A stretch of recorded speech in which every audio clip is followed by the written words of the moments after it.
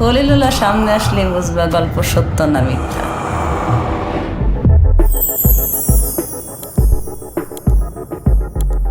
Vicky জাহিদের cinema মানেই নতুন কিছু, এক ভিন্ন দৃষ্টিকোণ থেকে জীবনের গল্প বলা, যা আমাদের অন্তর্দৃষ্টিকে খুলে দেয়। তার স্বল্পদৈর্ঘ্য সিনেমাগুলোতে তিনি তুলে ধরেন মানব জীবনের সূক্ষ্ম অনুভূতিগুলোকে, যা হয়তো দৈনন্দিন জীবনের চাপে আমরা ভুলেই যাই।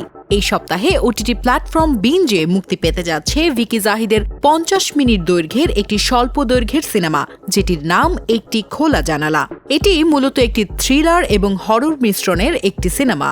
মনস্তাত্ত্বিক থ্রিলার ঘরানার এই চলচ্চিত্রে দেখা যাবে কেশবপুর এলাকার একের পর এক সেবিকা অর্থাৎ নার্স খুনের ঘটনায় আতঙ্ক ছড়িয়ে পড়েছে।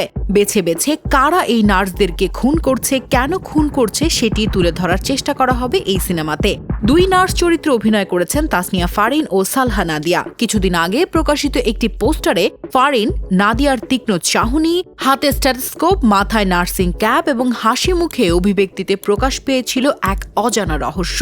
এর আগেও রেড ড্রাম, তিথিডোর পুনর্জন্ম নির্মাণ করে বেশ প্রশংসিত হয়েছিলেন নির্মাতা ভিকি জাহিদ। তার সৃষ্টিতে আমরা পাই এক অনন্য গল্প, যা বাস্তবের মাটিতে দাঁড়িয়ে থেকেও কল্পনার আকাশে ডানা মেলে। চরিত্রগুলো যেমন জীবন্ত হয়ে ওঠে আমাদের সামনে, তাদের হাসি, কান্না, দুঃখের সঙ্গী হয়ে যায় আমরা। আমাদের নিজস্ব কল্পনা মিশে যায় গল্পের সঙ্গে।